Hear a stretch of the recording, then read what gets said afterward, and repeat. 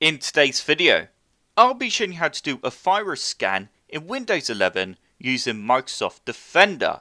So if you think you have a virus on your computer, then don't panic straight away, because you can use the Microsoft Defender to scan your system to see if there are any viruses or malware. And if it does detect a security threat, then it will attempt to remove that threat. If you're using a third-party security program, then this will not work for you. You will need to scan for the security threat using the security software you have installed. So to use Microsoft Defender, first we need to right click on the start menu icon, and you now need to select Settings. We now need to select Privacy and Security in the left hand menu, and you then need to click on Windows Security. You now need to open Windows Security, and we now need to select Virus and Threat Protection. You will now see a list of different options. So the first thing you need to do is scroll down and just ensure you do have the latest Virus and Threat Protection updates installed. So select Protection Updates, and you then need to click on Check for Updates. It will now check to see if there are any new versions available, and as you can see, mine is currently up to date, which is great.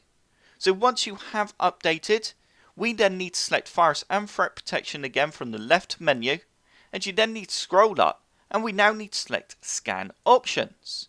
You will now have a list of different options. So if you think your computer has become infected from a virus, then the option I would recommend you select first is the full scan.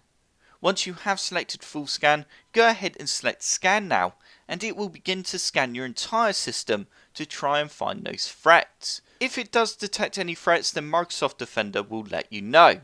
So I'm going to cancel that for a second, but you need to leave that running, and once the full scan has finished, the next scan you need to do is click onto Microsoft Defender Offline Scan and then press Scan Now.